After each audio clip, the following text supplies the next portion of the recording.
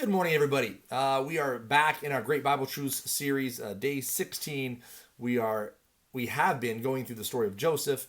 We've seen him sold into slavery by his brothers. We've seen him be falsely accused by the Egyptians. We've seen him not only been thrown into the well, but thrown into the dungeon. Come out of both of those situations, give a prophetic interpretation of dreams to Pharaoh through the power of God, we must mind you. And now him being put in charge of Egypt, the kingdom of Egypt, and the prime minister, if you will, of Egypt. And his brothers have come to him now and have asked him for grain and food. And that's kind of where we left off.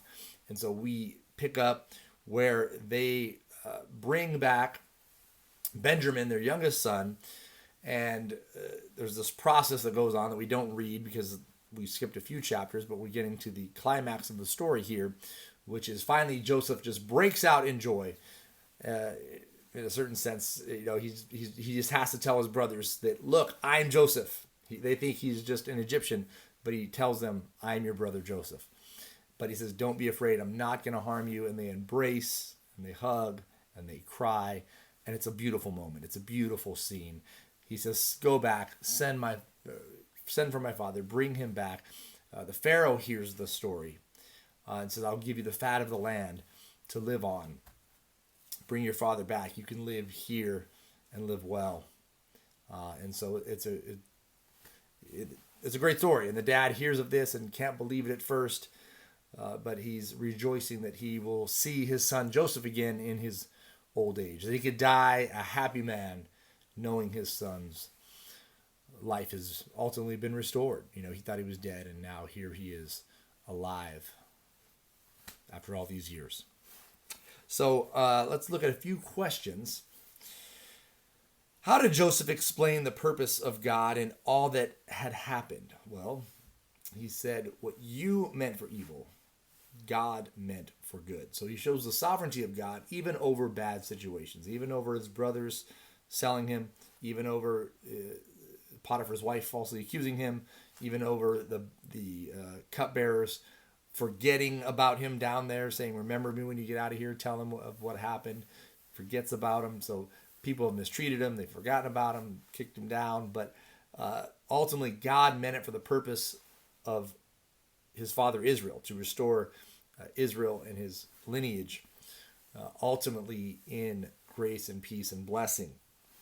And so it's a beautiful story there of how sometimes bad situations, which can be bad situations for a very long time, God can take those situations and turn them into good for his people, for those, as the New Testament says, who love God, those who God works all things together for those who love him and who are called according to his purpose. And so if we're in God's will, if we're loving God, if we are following him, if we believe in him, if we're submitting to him, all things are going to work out for our good, even when we don't think they will.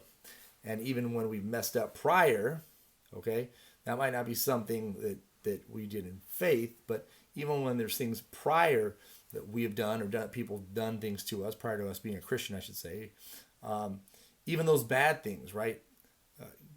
God can use those in certain ways.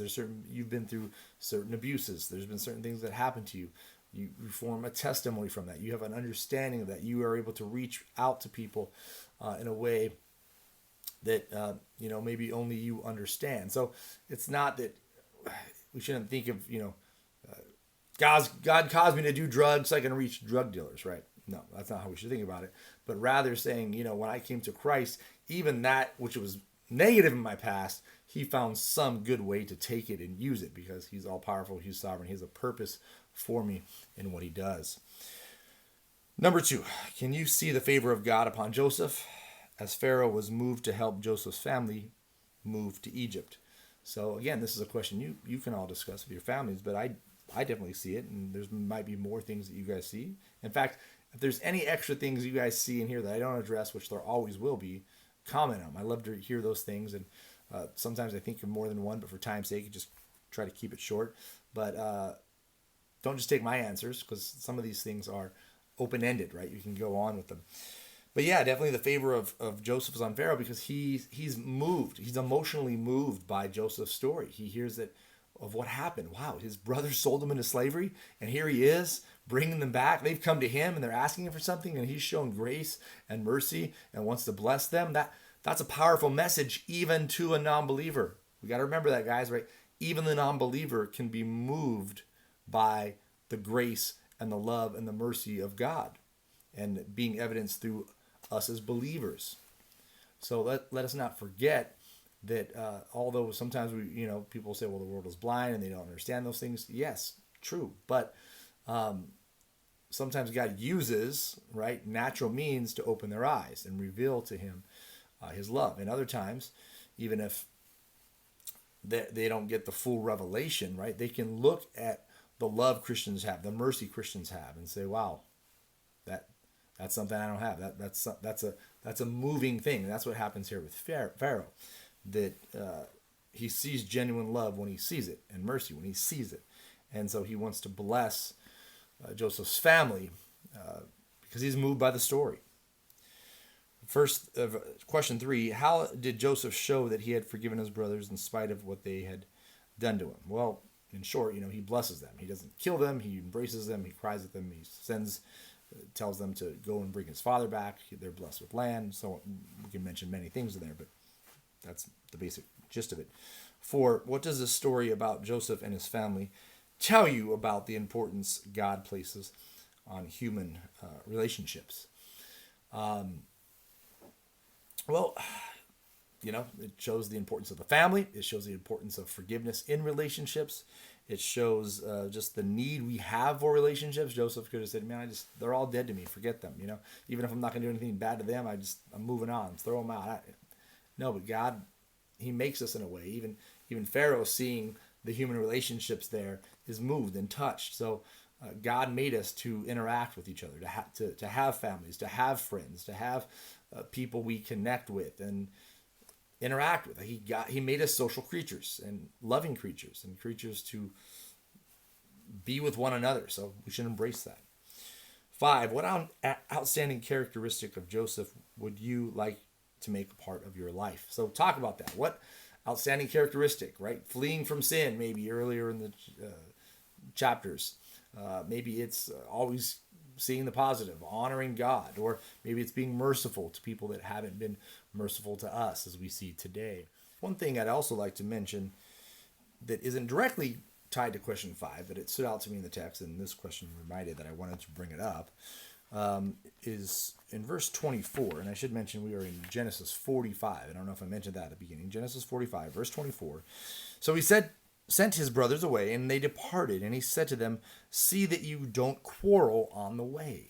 So he sends them home, and they're blessed, and they just had this moment of embracing and hugging, and it's a beautiful sight.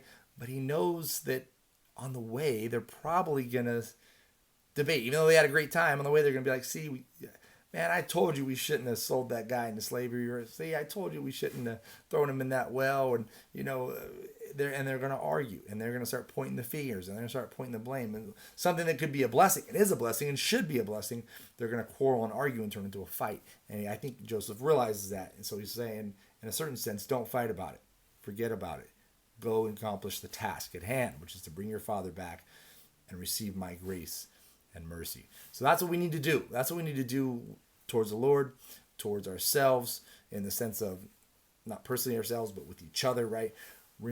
Not quarreling amongst each other, but realizing that God, like Joseph, has been graceful and merciful to us, forgiving us. So not to continue to quarrel, not to continue to be like, oh, if you would have done it my way, let's be thankful that we're even here, that we're even have the ability to have our brothers and sisters and friends and family around us. It's a blessing from God. So let's embrace it and not quarrel amongst each other. So have a blessed day.